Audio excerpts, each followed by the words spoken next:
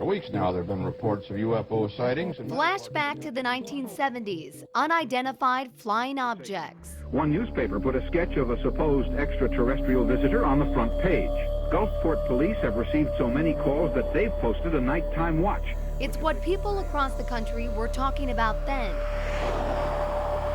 And in one small Kentucky town, it's what people are still talking about.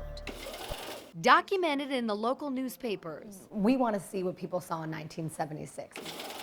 Many people said they saw something one winter night in Lincoln County, but Mona Stafford is the only woman left to say she experienced it.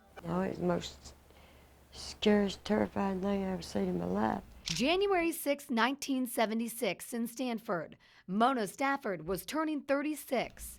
Mona, along with Louise Smith and Elaine Thomas, planned a simple celebration. Labeled by UFO researchers as possibly the most fact-rooted abduction case on record, the incident begins here at what was once Redwood Restaurant. Everything was going on a different direction from where I started. Past 11, the birthday party was over. With Louise driving the Chevy Nova, the three women headed down Route 78, a narrow, winding road under a cold, clear sky. I just seen this light coming down. An intense red glow heading toward their car, inching closer and closer, until Mona says the object stopped and hovered next to the right side of the car.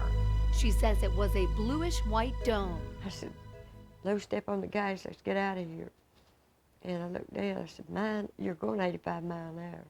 She just picked her feet up, said, "Mona, I'm not touching it, not touching the pedal." And it's here the women say that their car finally stopped after going nearly 85 miles per hour. But the car didn't stop entirely. In fact, they say it backed up, heading towards a very dark area, an unknown farm to all three of the women. What happened after that forever is written in UFO history. It pulled us up. It just, that light just pulled us, sucked us up in it. These drawings describe what each woman says happened next. For Louise, the gray-hooded masked creatures kept her arms from moving. For Elaine, her throat throbbing from something around her neck. For Mona, she lay on a table being observed. All three women say they were burned. Went to my family doctor, and that's when he said, yes, I've had serious radiation. Their story was the talk of the town and eventually the talk of UFO researchers. Seeking an explanation, the women decided they'd only share it with a psychologist, someone to help explain this strange event. To help unravel this mystery, the National Enquirer arranged for psychologist Leo Sprinkle to investigate the abduction story. Regressive hypnosis at the Brown Motel in Casey County took the women back to the strange darkness. A Lexington police detective gave Mona, Louise, and Elaine polygraph tests.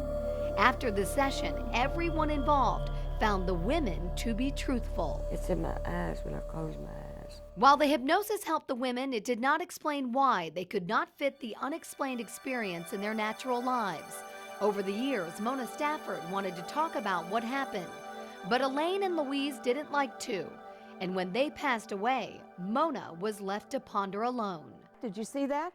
That light, it's blinding me. I can't see anything. 35 years later, Danville-based playwright Elizabeth Orndorff is talking about the women's story.